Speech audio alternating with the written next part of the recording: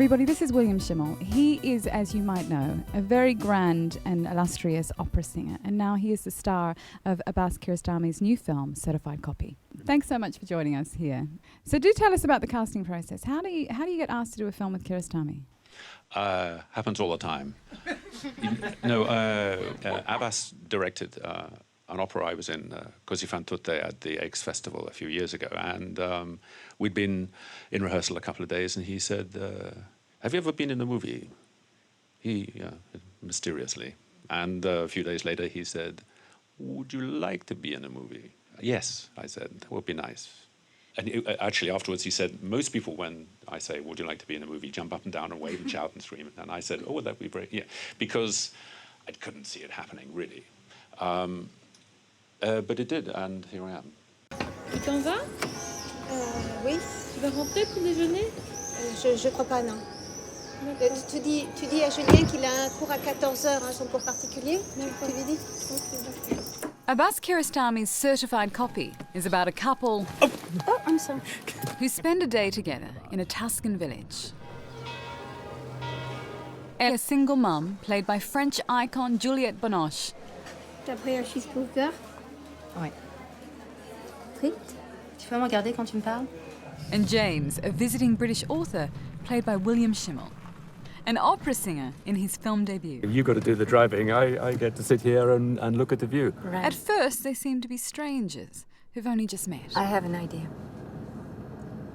I can take you to a place you find it interesting. But they suddenly shift into the roles of a married couple. T'aurais pu te raser pour moi aujourd'hui, pour notre anniversaire. And then a couple whose 15-year marriage has turned sour. When was the last time the three of us had breakfast together? When? All in the course of one day. I certainly can't remember the last time you came down to breakfast in a good mood. What's going on? Are they role-playing? Don't ask Kiarostami. Someone said to me, I did not understand anything from your film. I told him, a film is not here to be understood. A film is here to feel. I do not know how to make films for entertainment, for consumption. The film bears the Iranian maestro's touch, such as his subtle use of eyeline to convey emotion. Why did I wanted to ask you? What did you wanted to ask me? I feel this one-to-one is somehow a one-to-one with a viewer. It is true that we are looking at each other, but more importantly, we are looking at you. We are working for you, but we are making a show.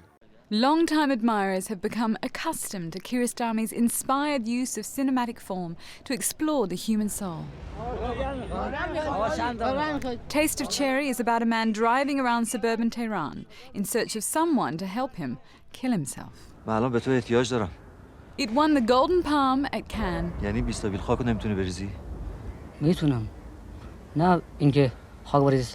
And established Kiarostami as perhaps the most admired international director of the 1990s.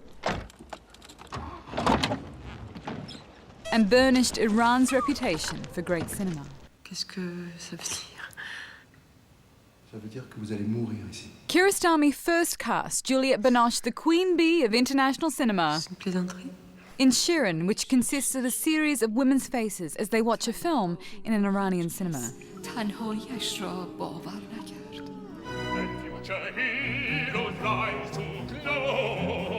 And so alongside Kiarostami, the master, and Binoche, the superstar, is William Shimell, an opera singer in his first film role.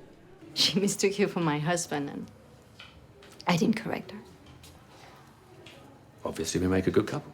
So when did Kiarostami break the news that you were going to be in a film with Juliette Binoche, and it was going to be a piece that was intensely about you two and, as you say, the Italian countryside? It was all a surprise, basically. And once I found out that Juliet was in it, that was a very difficult moment, I must say, because me as a complete novice working with someone like that, it was just terrifying, really. Are you always open on Sundays? No, usually it's closed, but I thought it'd be a convenient place for us to meet, and I didn't give a time so you could come anytime you liked. Yeah. Sorry, I have hair in my nose with the cat. How much was improvised and how much was scripted? In my business, you have to turn up knowing your music. So out of habit, I learnt the script. And Juliet was completely blown away by that, because nobody, apparently, learns their scripts in the cinema. I didn't know what I was doing, or how to act in front of the camera, or where to stand, or how to look, but I did know the script. And then, of course, within a couple of days, they'd thrown it away, and we rewrote most of it. Right. So you think? I think we should get some fresh air, don't you? I mean, you have a lovely shop, but it's such a nice day. Perhaps we could go out. And sure. And your invitation didn't say anything about antique shops, really, did it? Oh no, I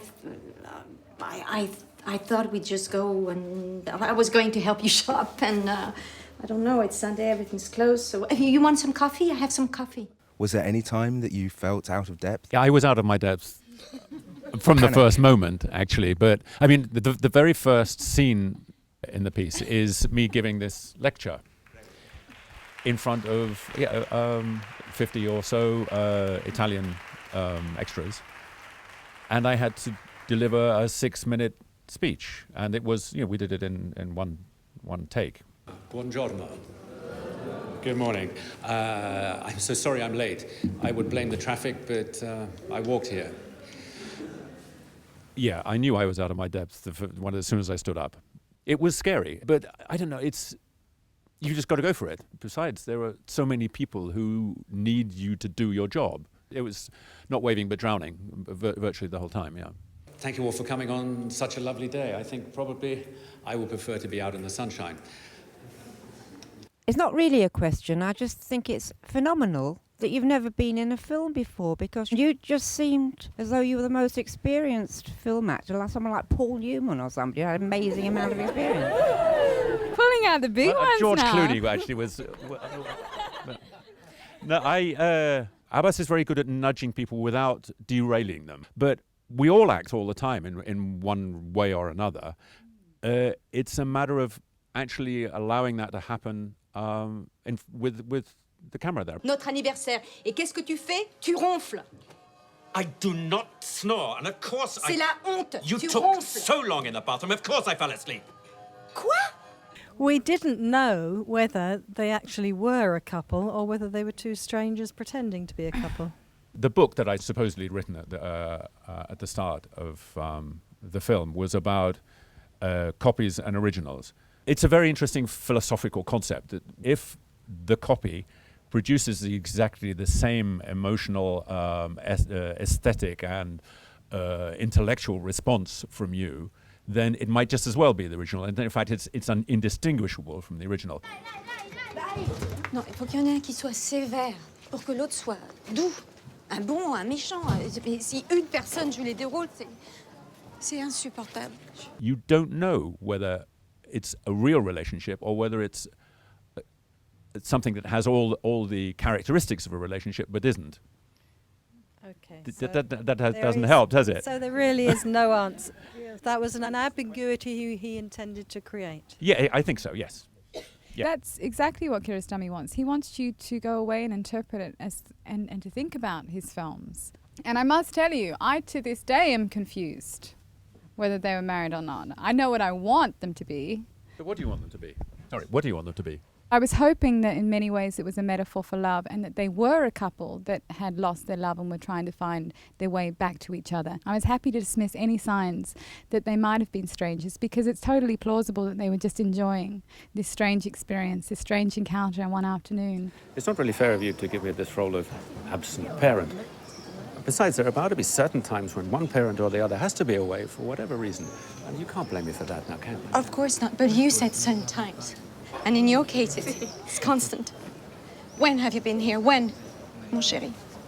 My own personal feeling was that they weren't married. They'd entered into the spirit of it, which says a lot about relationships, I think. Didn't really matter that they had or had not been. And I think that, to me, was the point of the film. Je pense que la seule chose qu'elle demande, c'est que vous marchiez à côté d'elle et que vous posiez votre main sur son épaule. C'est tout ce qu'elle attend. Mais pour elle, c'est vital.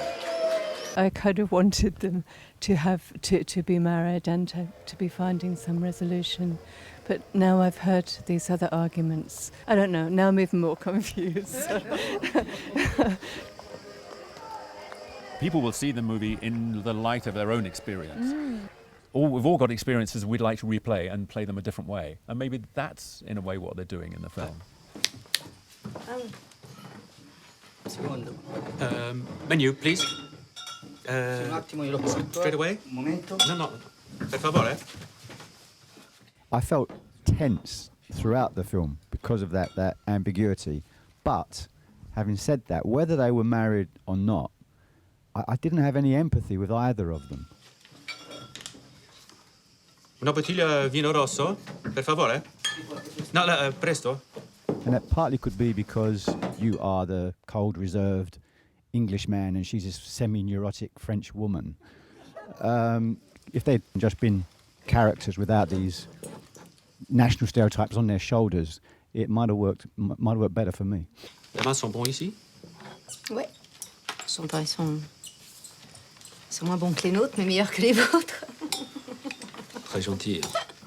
I take full responsibility for the English stereotype because obviously that's the stereotype to which I conform. Yeah. Are you James? When you play a role, you have to find bits of yourself in order to make it real. I've always done that in opera as well. Otherwise, even on the stage, people can see that it's not real. And what was one of your favourite pieces? You're going to ask me to sing something, aren't you? I would never ask you to sing. I would hope that in a normal, stereotypical Englishman way, that he would offer to sing. To turn our mics down, though. Se ne chiame di dar qualche ristoro davanti agli occhi tuoi morir voglio.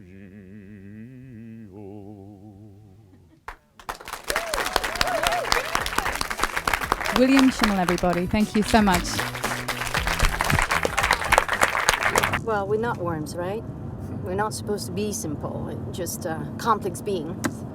And where's the line between simple person and simple mind? Where's the line? Tell me. There isn't a simple answer.